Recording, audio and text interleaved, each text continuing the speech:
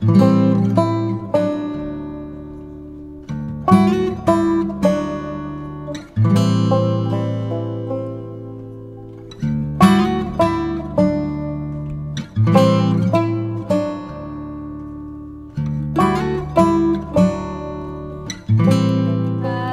sendiri namanya Ari ya, tergabung sama Planet Street Food. Ya, Planet Street Food itu adalah usaha keluarga sih, yang inisiatornya itu adalah anak-anak, dan kebetulan saya sendiri adalah ya sebagai ibu yang sebagian besar keluarga tuh menganggap ibunya tuh kan paling bisa terkait kuliner. Akhirnya saya sedikit ditarik untuk terlibat di situ. Kenapa kita memilih kue lumpur bakar? Karena makanan ini kan otentik ya. Kalau otentik itu long lasting. Jadi nggak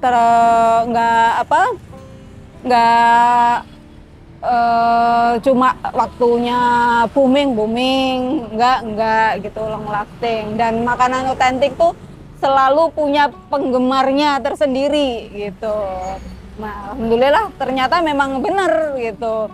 Walaupun ternyata pertama kali ya kita penetrasinya lumayan berat ya dibandingkan dengan makanan-makanan otentik lainnya yang sudah familiar di Jabodetabek. Kue lumpur bakar ini sangat orang-orang nggak tahu gitu. Kemudian kita membawa pertama kalinya itu kita masak sendiri, terus kemudian kita bikinkan tester ke ibu-ibu majelis taklim, karena kan target kita itu adalah ibu-ibu. Karena sebelum bisnis yang sebelumnya itu kan remaja, pemuda. Sekarang kita targetnya ibu-ibu. Kenapa kok targetnya ibu-ibu?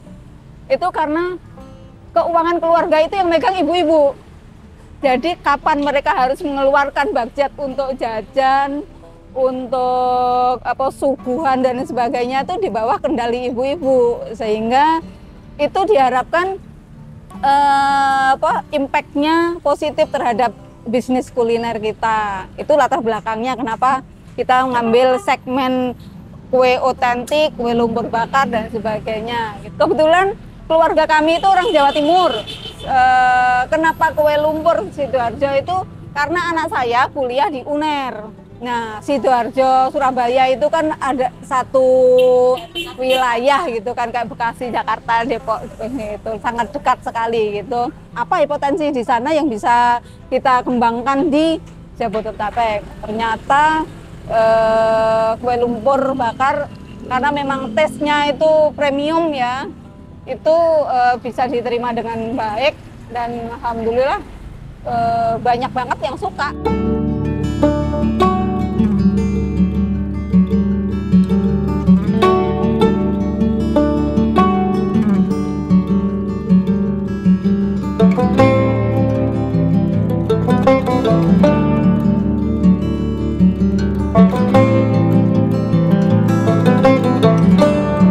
Kita mengembangkan di kuliner ya basically karena sebelum-sebelumnya kita ini adalah penikmat kuliner, tukang jajan. Karena kami sekeluarga tidak ada yang pandai memasak, satu pun tidak ada.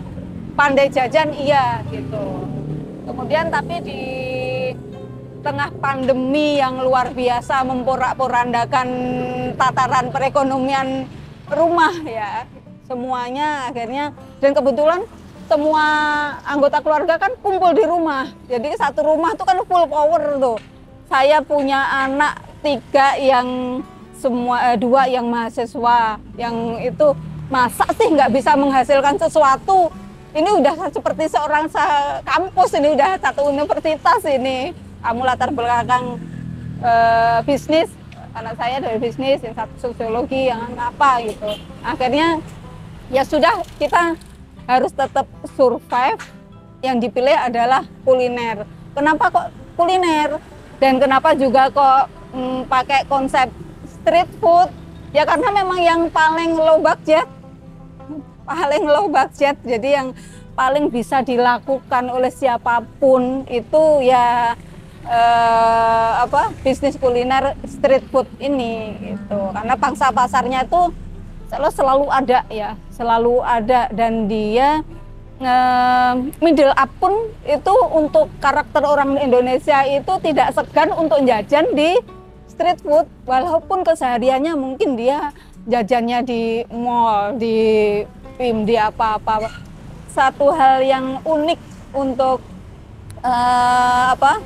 kuliner street food begini ya, karena karyawan-karyawan kita itu bekerja bukan untuk menabung, bekerja bukan untuk menyekolahkan adiknya atau apa, enggak, tapi mereka bekerja untuk bertahan diri, untuk makan keseharian, untuk makan keluarganya. Jadi kita pakai konsepnya selalu ada uang harian, kasihnya uang harian. Jadi biar mereka setiap kali pulang kerja itu bisa mampir beli beras, pulang kerja bisa mampir beli telur. Seperti itu. Kalau untuk bulanan, mereka menyebabkan menjadi berat mereka menunggu 1 bulan di akhir untuk mendapat duit itu. Mereka dengan perut yang kosong sangat nggak bijak. Jadi kita harian, kemudian tetap kita sisihkan gaji bulanan plus komisi-komisi yang ada.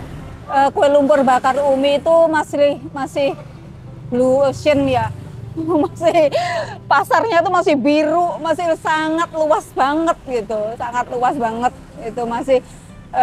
Kalaupun saya bikin di sini itu akan bikin lagi 3 kilo di sebelah jalan sini aja masih menyerap gitu. Jadi kita kalau ada kue lumpur dengan brand lain dan sebagainya itu nggak menjadi sebuah ancaman tersendiri, karena memang semua orang mesti akan tahu semua orang tuh punya fanatisme masing-masing kok. Lidah seseorang itu nggak bisa di-drive yang ini paling enak, yang itu nomor 2 enak, ya enggak. Semua orang tuh punya selera unik masing-masing, yang punya kenyamanan masing-masing untuk belanja di mana. Jadi tidak masalah. Kita justru akan semakin banyak kue lumpur di brand lain, saya malah yakin akan berimpact positif terhadap kami. Karena kan kue lumpur bakar ini kan masih sangat asing. Jadi semakin banyak orang ternotis gitu kan. Di sana ada kue lumpur bakar apa-apa, sehingga pas waktu ketemu kue lumpur bakar Umi, oh iya ini juga kue lumpur bakar gitu. Jadi nggak masalah, nggak apa-apa, ya lebih banyak tumbuh malah lebih bagus bagi kami.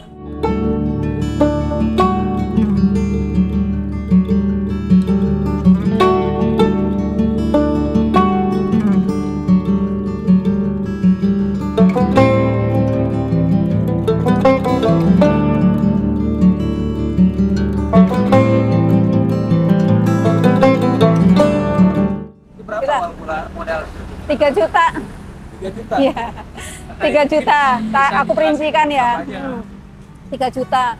Sewa kios waktu itu 600. Ya, sewa kios 600. Kemudian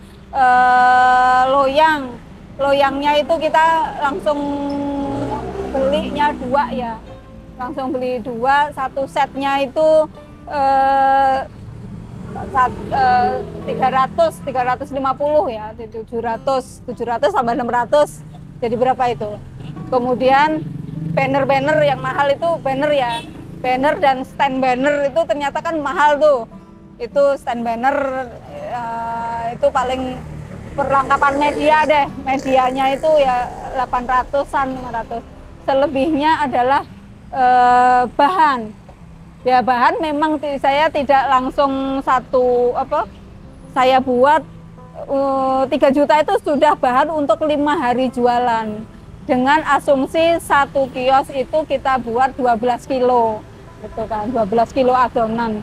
Jadi kita waktu itu langsung bikin berapa ya? 50-an kilo deh, 50-an kilo adonan. Gitu. Jadi 3 juta, dengan 3 juta saya berani buat. Dan alhamdulillah setelah itu Ya itu BEP-nya ya 2 minggu lah waktu itu.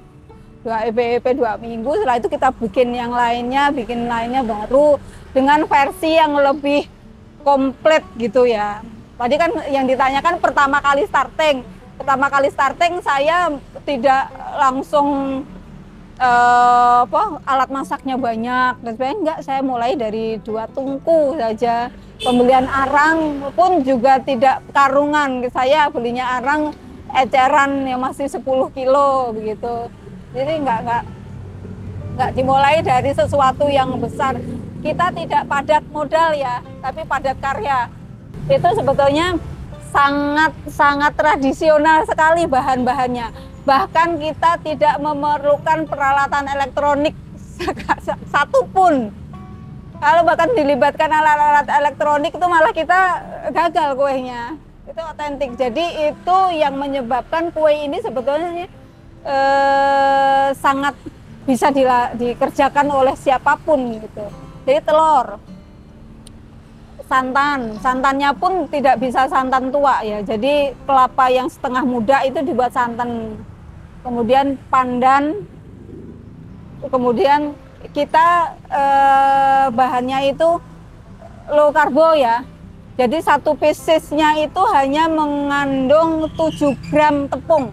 7 gram tepung itu sepucuk sendok ya. 7 gram tepung itu sedikit banget lah, sendok itu 5 gram. Sendok munjung 7 gram. Gulanya juga sedikit sekali, 6 gram per pieces. Gitu. Jadi cuma komponennya itu aja. Dengan cara masaknya tuh tutorialnya sebetulnya sudah sangat banyak banget diakses.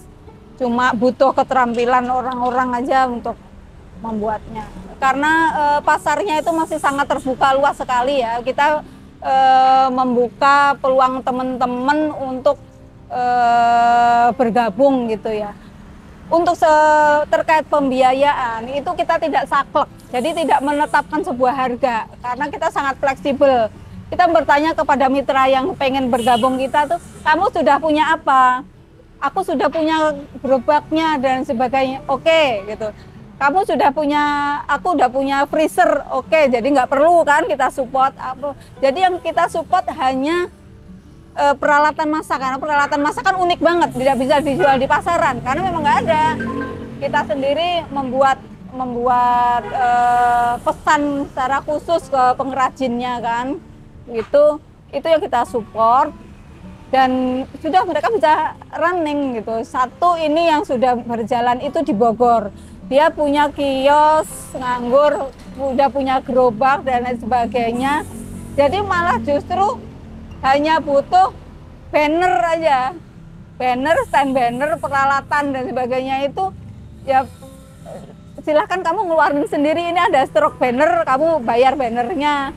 Stroke itu jadi malah 0 kemitraan. Jadi benar-benar tidak franchise yang kita ngambil profit untuk franchise-nya, enggak gitu. Jadi silahkan kita semuanya itu kamu persiapkan, kita mensupport peralatan masak dan bahan adonannya, karena kita keunggulan kita itu ya di produk makanannya sendiri. Kalau untuk gini kita nggak ada pakemnya harus seperti apa, enggak. Untuk memudahkan orang lain untuk memulai usaha, sepertinya sangat itu yang kita pilih gitu, nggak meribetkan orang lain.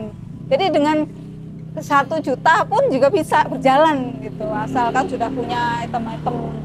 Gengsi itu adalah hantu terbesar bagi seseorang untuk bisnis street food ya. Gengsi terbesar itu harus benar-benar dimatikan. Setelah itu ya kita harus memang lebih mau berkeringat gitu. Tidak ada usaha yang enak gitu langsung jadi dan sebagainya. Seperti mungkin seorang Rafathar pun deh, itu tuh kalau mau usaha juga dia harus bagaimana pandai manajemen apa-apa gitu. Apalagi untuk level bisnis yang masih street food gitu ya. Kita harus mau berkeringat, kemudian menurunkan ego, menurunkan gengsi, dan lebih lebih smart aja, lebih lincah. Jangan jadi anak mageran, udah nggak musim sekarang jadi anak mageran itu.